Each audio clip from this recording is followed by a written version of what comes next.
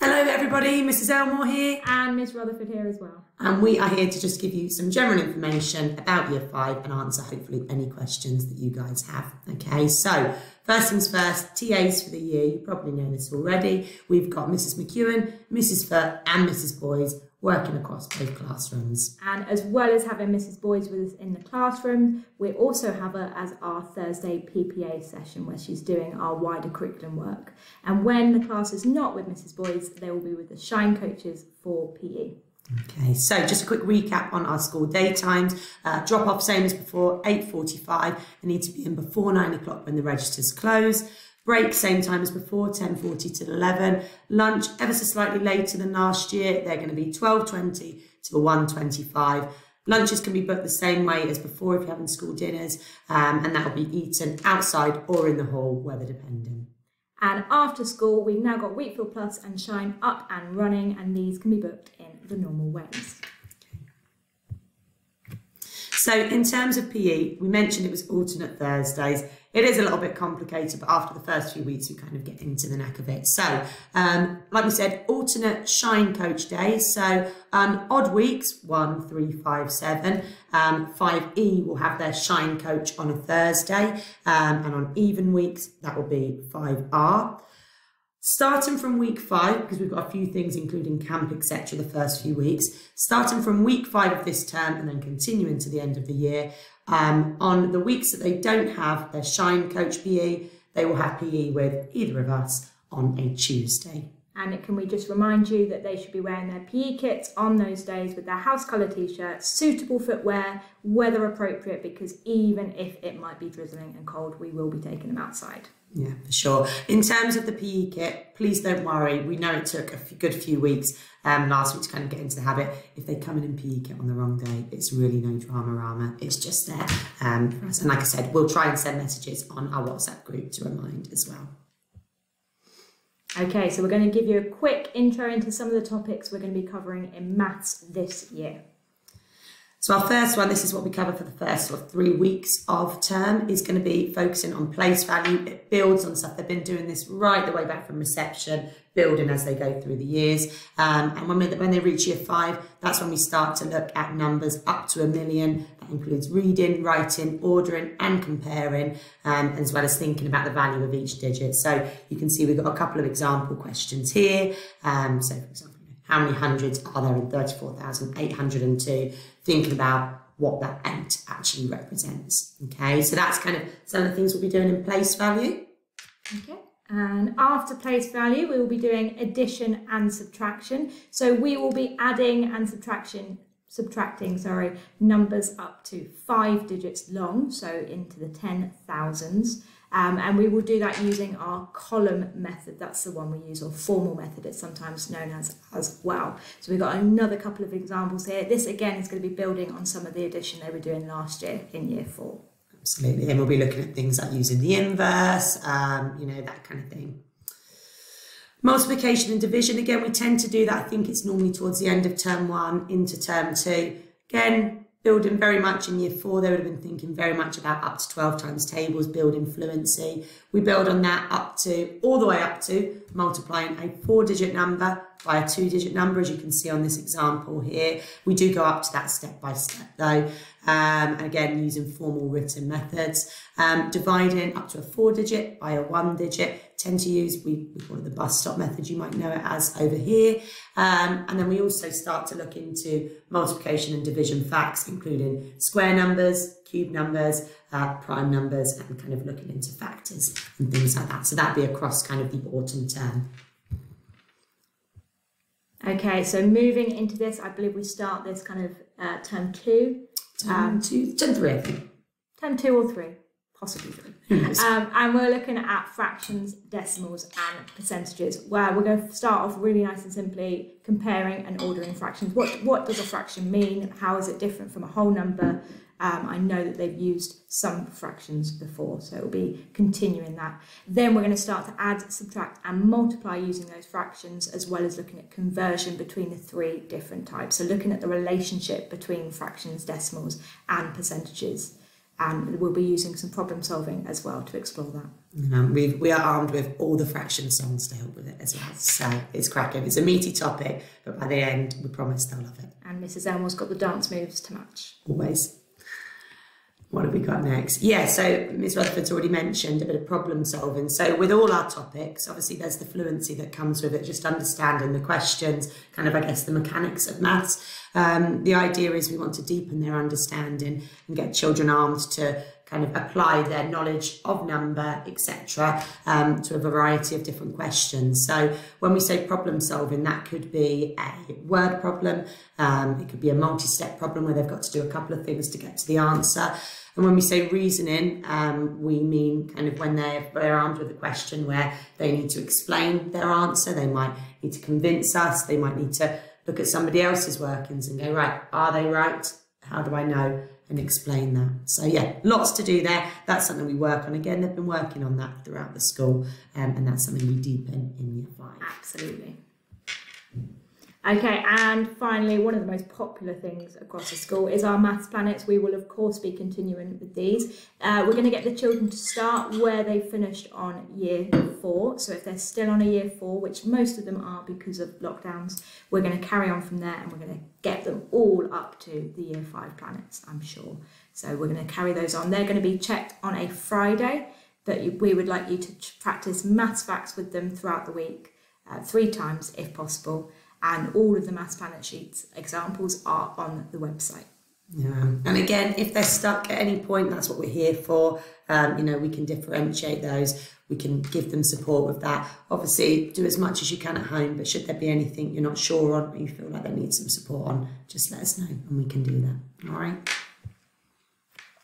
Yeah, I guess just other ways to help. Again, there's loads and loads of different bits here, but there's so many ways that kind of maths is around us on a daily basis and we can bring that to life. So money, often we use cards and stuff these days, I guess, but counting out money, paying for things, thinking about change. Time is a huge one. We don't tend to do time too much in Year 5. So if they could be practicing that as much as possible at home, that'd be ace. Times tables, again, the more they practice it, the quicker they are, the easier everything is for them. Things like in the kitchen, measuring things out, etc. And yeah, like I mentioned, kind of thinking about the costs of things with shopping lists, etc. Okay, so let's move on to reading and writing in Year 5. So we're going to start with reading, and the really exciting change, I know some of your children managed to move up to be a free reader at the end of Year 4. In Year 5, all children with some guidance and support will choose their own library books. So they've all got a library book that they've chosen, and we would like you to read with them or let them read independently at home 5 times a week. They all have their reading records, which they can fill in with you at home so that we can check those on a Friday. Yeah, and we'll talk about our reading challenge in just a bit. But again, any problems with books, just let us know. It might be that you know, they have a couple that they're interested in, and we can support them with that. Our reading incentive, again, it's consistent throughout the school. So every time the children read 10 times, they move up a level through the reading challenge. We count up to 1 read a day. They can read as many times a day as they want. It only needs to be literally 10 minutes a day to count as a read, but we do 1 per day. So a maximum of sort of 7 a week they can move on. Obviously, every time they get to a 50 checkpoint, 50, 100, they get a free book from Mr. Winterburn or Mr. Whitworth, and that can be any book. It can literally be graphic novels, books from home, books from school, newspapers, article, anything that kind of floats their boat, as long as it's written in and recorded, and we'll check that on a Friday. Okay, so when we are doing guided reading lessons, we are looking at different areas of learning with them. So we're trying to teach them the reading skills that will really help them unlock the text that they're reading. So we do a lot of inference, kind of what do we know from the text? How do we know it? Using the evidence to infer kind of what is happening. Doing a bit of prediction, so using what's happened already and deciding what could happen next and how do I know that, or why do I think that. Having a fact and an opinion, we do a lot of this particularly with our non-fiction guided reading lessons where we're looking at topics and having an opinion or a debate about it. and making links and comparisons as well. We use the reading dogs in guided reading to help support that. So if you're talking about Rex the Retriever or Vocab Victor at home and you're like, where's this come from? They are reading We love dogs. We dogs. do love them. And we also focus a lot on prefixes and suffixes. We'll do lots of practice with those in our English lessons. And obviously we've got our Year 5-6 statutory word list for them to focus on. Yeah, so that'll be reading and spelling. A copy of those is on our website, which we'll talk about in just a minute as well. Writing. So you may know that across the school now we're following a new approach to writing. It's called the Right Stuff. We found it's been trialled already in a couple of classes, and we found it to just be an amazing way to improve everybody's writing. Everybody's able to access it. It's really exciting. And if you've got any questions about that, just come and let us know. We'd love to talk you through it. But again, the thing that remains consistent is that we'll be writing a ton of different genres. So whether that's narratives, we do one of those each term, but then loads of non-fiction writing as well, instructions, recounts, non-prom reports. We do a lovely couple of poetry units. Yeah, there's loads of bits and bobs. So again, ask your child what they've been writing. I'm sure they would love to share that with you. Okay, and spelling is very similar to last year. We will have given out a spelling list at the start of term with their homework book. Each week we will do a different list of spelling. Now there are 2 spelling groups, blue or white, and you'll know which one your child is in. I'm so sorry. I went totally wild there. It's not paying attention. I was trying to, do you know what I was trying to get us onto here? Yeah, she was jumping ahead to the next one. So you'll know which group your child is in based on the colour of their paper in their homework book. So if you could practice those a few times a week to help them for the Friday test. Yeah, all right. Okay, so just a quick mention, and again, this will be similar, I think, to what you'd have heard last year.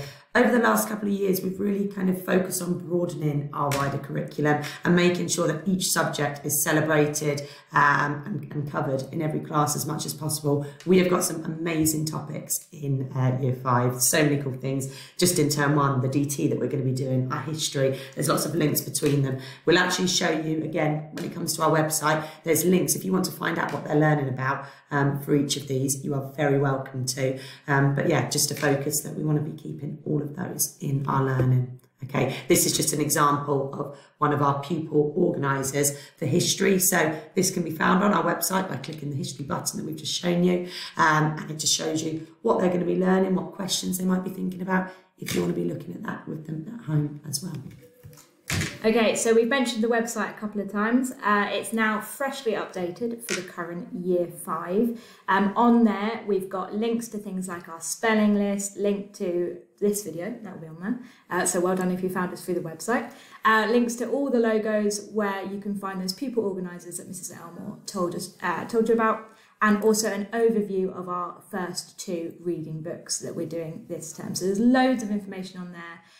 Always pop over to see what we're doing, and we also have a little section on there that we use in school with the children of any links that they might be researching in class. It's a nice place for them to go and find out about our learning. So if you're curious about what they're getting up to in class, you can always have an explore. And just at the bottom here, we've got a link or a picture of our YouTube channel. So if we do need to send out any videos, that is where they will be. Yeah. Although we have got loads more than no subscribers now. We've got tons, so come over and join us. It'd be great. Just finally, in terms of Parents' Evening, obviously things were slightly different last year. How it's going to be run, I think, will be confirmed in the coming weeks. But as we had before, there'll be 2 Parents' Evening, one in Term 1, one in Term 4, where we can discuss progress, and then you'll have your report home at the end of Term 6. But please, in the meantime, it's been great to actually come over and get to meet you guys properly this time around. Any questions, come and grab us. We're always around after school. And another thing that we're waiting for confirmation on is we would love to get parent helpers back in with us. We cannot wait to welcome you back in. So hopefully we'll have more information about that soon, and we will let you know. Absolutely. I think, and finally, that's our final slide. Right. Thank you if you've made it this far with us. Like we said, any questions, come grab us. We're really looking forward to working alongside you over this coming year. And yeah, I think that's about it from us. Yeah, pretty much. If you can't come to pick up, then you can always drop us an email, or you can put a message to your parent rep who can send it to us through the WhatsApp group. Awesome. All right. Cheers, guys. Bye-bye. Bye.